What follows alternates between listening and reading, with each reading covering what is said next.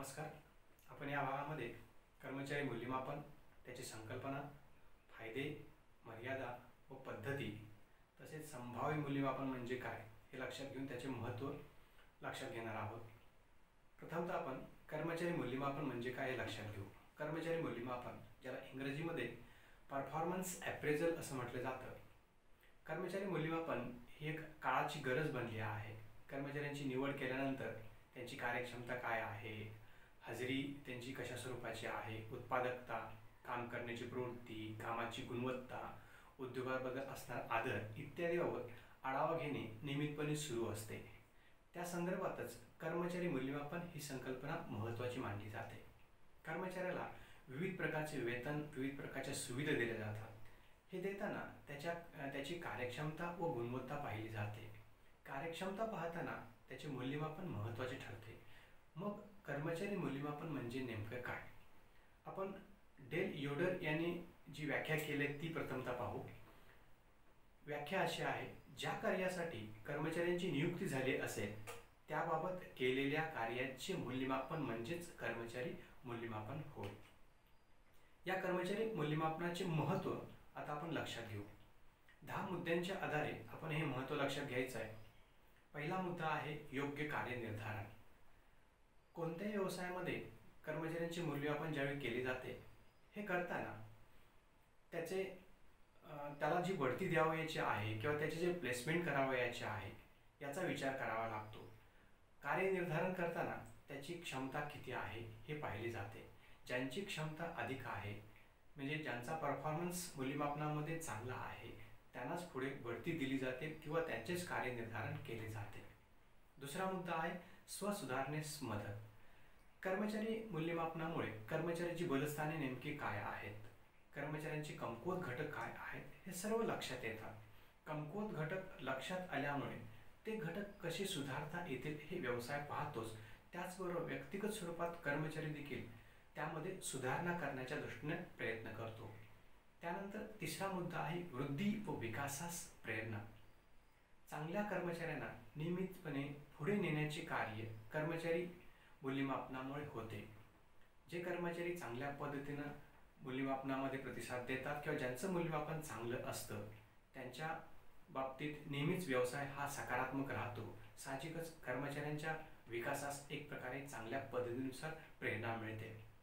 चौथा मुद्दा आहे प्रभावी प्रशिक्षण कार्यक्रम. कर्मचाऱ्यांचे मूल्यमापन केल्यामुळे कर्मचाऱ्यांचे कमकुवत घटक लक्षात येतात. त्याचबरोबर कर्मचाऱ्यांचे स्ट्रेंथ देखील लक्षात येते.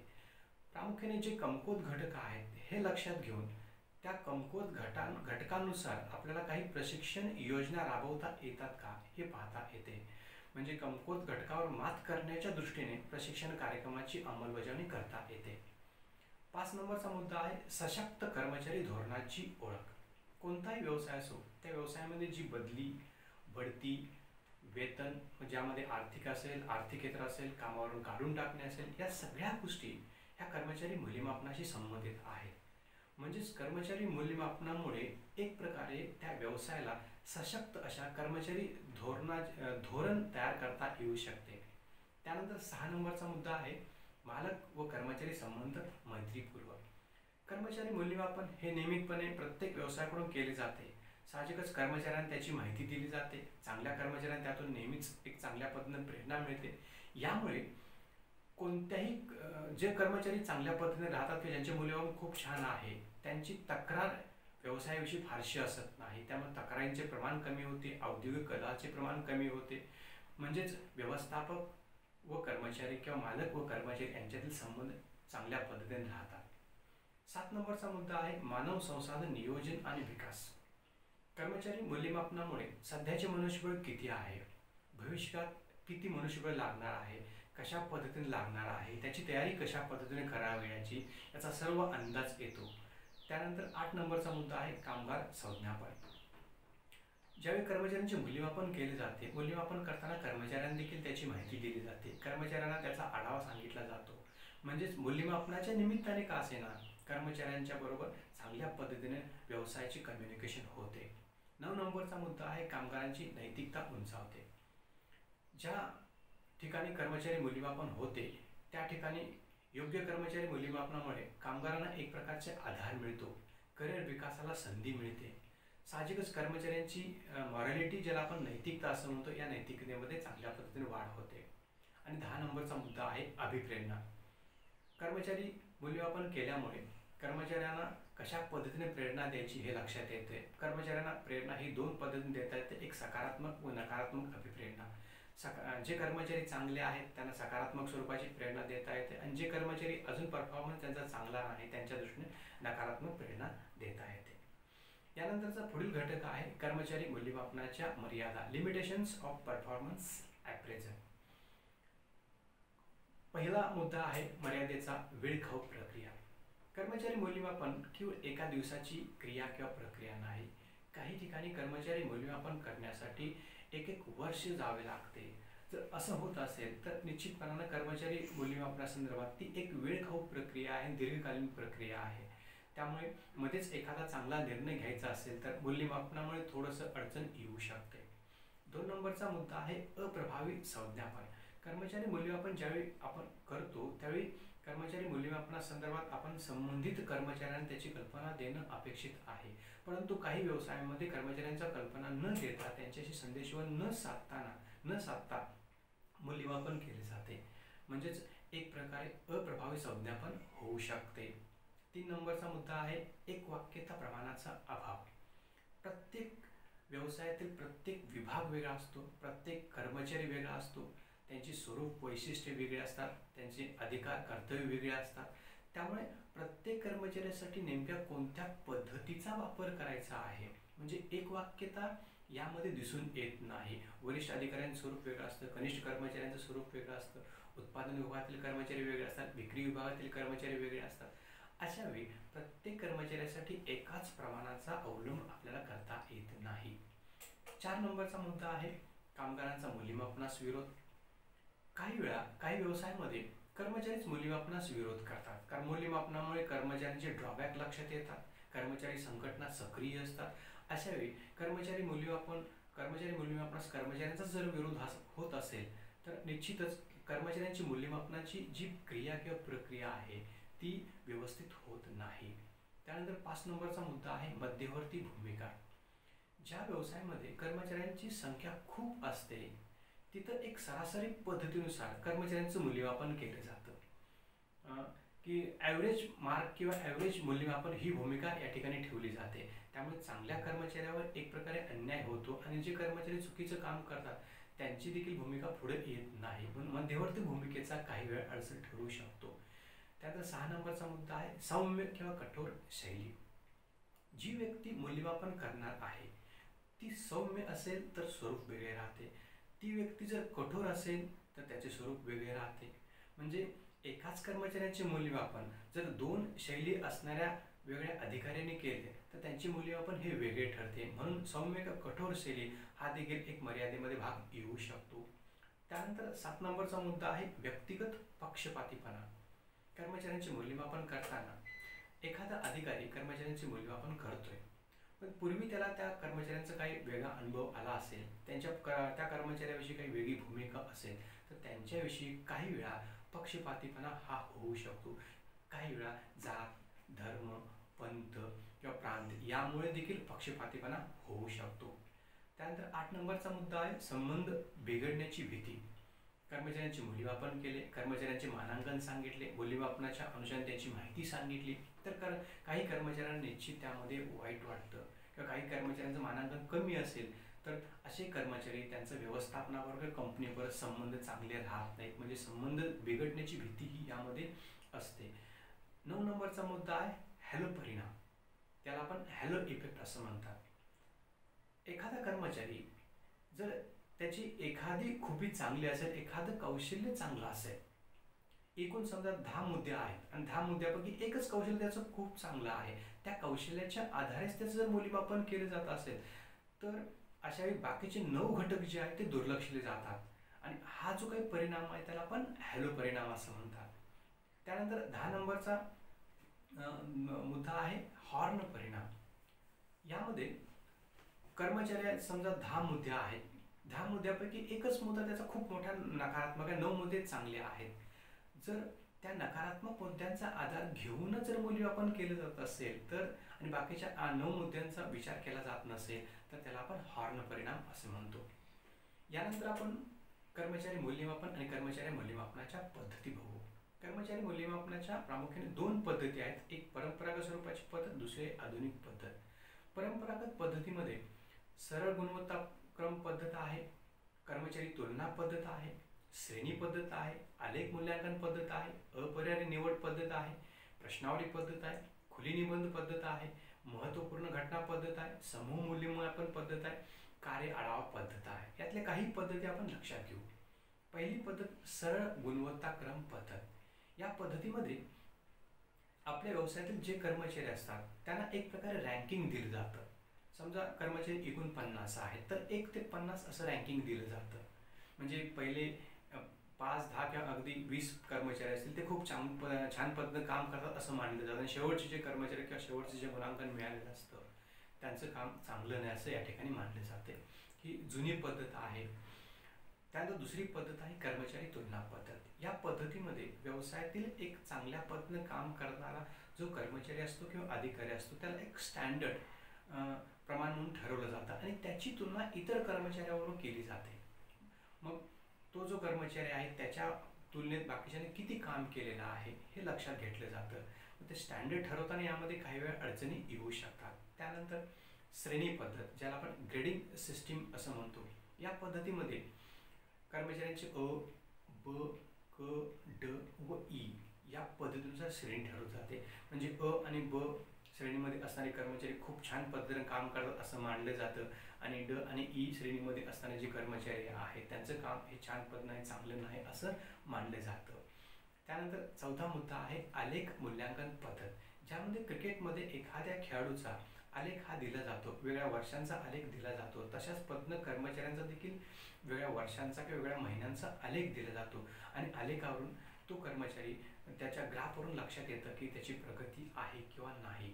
त्यानंतर 5 नंबरची पद्धत आहे अपरिहार्य निवड पद्धत. या पद्धतीमध्ये जो मूल्यमापन करणार आहे किंवा ज्यांचं मूल्यमापन आपण करून घेणार आहोत त्यांच्याविषयी होय किंवा नाही या पद्धतीनुसार फक्त प्रश्न विचारले जातात. म्हणजे संबंधित कर्मचारी कामामध्ये आवड घेतो, होय किंवा नाही यानुसार उत्तर द्यावं लागतं. त्याला कामाची आवड आहे, होय किंवा नाही यानुसार उत्तर द्यावं लागतं. म्हणजे एक प्रकारे अपरिहार्यता या पद्धतीत आणल्यामुळे त्यास अपरिहार्य निवड पद्धत असं म्हटलं जातं. या सर्वसाधारणतः परंपरागत पद्धती आहेत. त्यानंतर आधुनिक पद्धती. यामध्ये पहिली पद्धत आहे उद्दिष्टानुसार व्यवस्थापन. यालाच आपण मॅनेजमेंट बाय ऑब्जेक्टिव्ह असं म्हटलं जातं. काही कर्मचाऱ्यांना अगदी आठवड्याची, महिन्याची किंवा वर्षाची उद्दिष्टे दिली जातात. जे कर्मचारी त्यांच्या उद्दिष्टांची अगदी वेळेत आणि व्यवस्थित पूर्तता करतात ते कर्मचारी किंवा त्या कर्मचारी चांगल्या पद्धतीनं काम करतात असं मानले जातं आणि त्यानुसार त्यांचं मूल्यमापन केलं जातं. जे उद्दिष्ट पूर्ण करत नाहीत वेळेत व्यवस्थित ते कर्मचारी किंवा त्यांचा परफॉर्मन्स हा चांगला नाही असं मानलं जातं. त्यानंतर पुढची पद्धत आहे मानवी संसाधन लेखाकर्म पद्धत. आत्ताच्या काळामध्ये काही व्यवसायामध्ये जो मानवी घटक आहे त्याचं मूल्य हे बॅलन्स शीटमध्ये ॲसेट साईडला मानलं जातं. म्हणजे त्या प्रत्येकाचं मूल्य म्हणजे अगदी त्या कर्मचाऱ्याला घेण्यापासून ते आतापर्यंत त्यावर किती खर्च केलेला आहे या खर्चाच्या अनुषंगाने त्या कर्मचाऱ्यांचं मूल्यांकन हे केलं जातं. मग ज्या कर्मचाऱ्यांचं मूल्य जास्त आहे ते कर्मचारी चांगल्या पद्धतीनं काम करतात असं मानलं जातं आणि ज्या कर्मचाऱ्यांचं मूल्य कमी आहे त्या कर्मचाऱ्यांच्या दृष्टीने त्याचा परफॉर्मन्स चांगला नाही असं मानलं जातं. त्यानंतर यातली एक शेवटची आणि महत्त्वाची पद्धत जी अलीकडे बहुतांश व्यवसायात वापरली जाते ज्याला आपण 360 अंश मूल्यमापन पद्धती असं म्हटलं जातं. 360 डिग्री ॲप्रेझल मेथड. यामध्ये कर्मचाऱ्यांचं जे मूल्यमापन आहे हे मूल्यमापन केवळ एकाच व्यक्तीकडून केलं जात नाही तर सर्व घटकाकडून मूल्यमापन केलं जातं. हे सर्व घटक कोणते तर ग्राहक, तज्ज्ञ व्यक्ती, सहाय्यक, वरिष्ठ अधिकारी, सरकारी अधिकारी, प्रतिष्ठित व्यक्ती, सल्लागार संस्था या सर्वांचं मत या ठिकाणी विचारात घेतलं जाते मगच मूल्यमापन केलं जातं. म्हणजे चारही बाजूने मूल्यमापन होत असल्यामुळे याला 360 अंश मूल्यमापन पद्धत असं म्हटलं जातं. यानंतर आपण कर्मचारी क्षमता मूल्यमापन विचारात घेऊ. पोटेन्शियल ॲप्रेझल. प्रत्येक व्यवसायामध्ये जे वेगवेगळे कर्मचारी असतात प्रत्येक कर्मचाऱ्यामध्ये काही गुण, काही सामर्थ्य, काही कौशल्य लपलेले असतात. ती कौशल्ये, सामर्थ्य किंवा गुण शोधून काढण्यासाठी ही संकल्पना महत्त्वाची मानली जाते. तर मग कर्मचारी क्षमता मूल्यमापन म्हणजेच नेमकं काय? तर भविष्यामध्ये संघटनेतील विविध कार्ये व जबाबदाऱ्या पेलण्यासाठी व्यवसायात असणाऱ्या मनुष्यबळाची क्षमता ओळखणे किंवा ठरवणे म्हणजेच कर्मचारी क्षमता मूल्यमापन होय.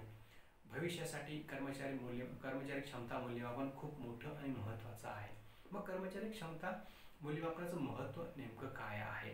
हे महत्त्व आपण 10 मुद्द्यांच्या आधारे लक्षात घेऊ. पहिला मुद्दा आहे तो म्हणजे वारसाधिकारी नियोजन. प्रत्येक व्यवसायाला आपल्या भविष्यकाळामध्ये वेगळ्या पदावर वेगळ्या वारसांची तयारी करावी लागते. ही वारसांची तयारी करताना कर्मचारी क्षमता मूल्यमापन जर केलं जात असेल तर कोणत्या कर्मचाऱ्यामध्ये क्षमता चांगली आहे हे लक्षात येतं आणि त्यांचा विकास किंवा त्या दृष्टीने वारसाधिकारी नियोजन आपल्याला करता येऊ शकतं. त्यानंतर पुढचा मुद्दा आहे कर्मचारी भरती. व्यवसायामध्ये काही ठराविक अंतरानं कर्मचाऱ्यांना भरती ही दिली जातेच. ही भरती देताना जे कर्मचारी चांगले आहेत पण ज्यांच्यामध्ये पोटेन्शियल खूप छान पद्धतीनं आहे, क्षमता चांगली आहे, अशांची भरती अगदी सहज होऊ शकते, म्हणजे त्याचा फायदा होऊ शकतो. त्यानंतर तिसरा मुद्दा आहे कर्मचारी टिकवून घेणे. कुठल्याही व्यवसायामध्ये कर्मचारी मिळवण्यापेक्षा कर्मचारी टिकवणं आजच्या काळात महत्त्वाचं आहे. ज्या कर्मचाऱ्यामध्ये पोटेन्शियल किंवा क्षमता खूप चांगली आहे त्या कर्मचाऱ्यावर विशेष लक्ष ठेवून त्या कर्मचाऱ्यांना टिकवून ठेवण्याच्या दृष्टीने खूप छान आणि चांगल्या पद्धतीनं प्रयत्न करता येतात. यासाठी कर्मचारी क्षमता मूल्यमापन ही संकल्पना व्यवसायासाठी महत्त्वाची आहे. त्यानंतर 4 नंबरचा मुद्दा आहे तो म्हणजे अभिप्रेरणा. प्रत्येक कर्मचाऱ्यांना मोटिवेशन द्यावं लागतं, आर्थिक स्वरूपात, आर्थिकेतर स्वरूपात. हे मोटिवेशन देताना ज्या कर्मचाऱ्यांमध्ये पोटेन्शियल चांगलं आहे त्यांना तरी प्रेरणा मिळतेच, म्हणजे ती प्रेरणा देण्याच्या अनुषंगाने त्याचं पोटेन्शियल लक्षात घ्यायचं आणि ते पोटेन्शियल कसं वाढेल या दृष्टीने पुन्हा अभिप्रेरणा द्यायची. म्हणजे एकंदरीत आता ते चांगलं काम करतात आणि भविष्यात देखील ते चांगलं काम करतील या दृष्टीनं हे पोटेन्शियल ॲप्रेझल महत्त्वाचं आहे. त्यानंतर पुढचा आणि 5वा मुद्दा आहे कर्मचाऱ्यांमध्ये स्पर्धात्मक वातावरण. प्रत्येक व्यवसायामध्ये वेगळ्या प्रकारचे कर्मचारी असतात. त्या कर्मचाऱ्यांमध्ये एक हेल्दी कॉम्पिटिशन असावी अशी अपेक्षा असते. कर्मचारी क्षमता मूल्यमापन जर व्यवसायात केलं जात असेल तर प्रत्येकाला आपल्यातले गुण आणि क्षमता दाखवण्याची संधी मिळते. मग साहजिकच त्या दृष्टीने प्रत्येक कर्मचारी चांगल्या पद्धतीनं प्रयत्न करतो, म्हणजे कर्मचाऱ्यांमध्ये एक प्रकारे हेल्दी वातावरण किंवा स्पर्धात्मक वातावरण राहू शकतं. त्यानंतर 6 नंबरचा मुद्दा आहे प्रशिक्षण गरज ओळखणे. कर्मचाऱ्यांमध्ये असणारे पोटेन्शियल आपल्याला लक्षात आल्यामुळे ते पोटेन्शियल पुढं न्यायचं आहे, पण पुढं नेताना आपल्याला नेमकं त्यांना कशा पद्धतीने न्यायचं आहे, मग त्यासाठी आपल्याला प्रशिक्षण कसं द्यायचं हे देखील ओळखावं लागतं. कारण पोटेन्शियल पुढं नेण्यासाठी त्यांना काही प्रमाणात प्रशिक्षण हे द्यावंच लागेल. म्हणून यासाठी प्रशिक्षण गरजा ओळखण्यासाठी कर्मचारी क्षमता मूल्यमापन महत्त्वाचं आहे. त्यानंतर 7 नंबरचा मुद्दा आहे मनुष्यबळाचा प्रभावी स्वरूपाचा वापर. व्यवसायामध्ये जो मनुष्यबळ आहे त्या मनुष्यबळाचा प्रभावी वापर होणं अपेक्षित आहे. 100% वापर व्हायला हवा, कारण कर्मचारी 8 तास व्यवसायात काम करत असतात. मग ज्यांच्यामध्ये क्षमता अधिक आहे त्या क्षमतेचा वापर हा क्षमता मूल्यमापनामुळे अगदी सहज आणि अगदी चांगल्या पद्धतीने होऊ शकतो. त्यानंतर 8 नंबरचा मुद्दा आहे भविष्यातील उद्दिष्टांची पूर्तता. भविष्यकाळात व्यवसायाची मध्यमकालीन आणि दीर्घकालीन अनेक प्रकारची उद्दिष्ट असतात. ही उद्दिष्ट पूर्ण करण्यासाठी आहे त्या कर्मचाऱ्यांमधूनच काही कर्मचारी पुढे चांगल्या रीतीने यावे अशी अपेक्षा असते. मग क्षमता मूल्यमापनामुळे हे अगदी सहज साध्य होऊ शकतं. त्यानंतर 9 नंबरचा मुद्दा आहे निराशा कमी करता येते.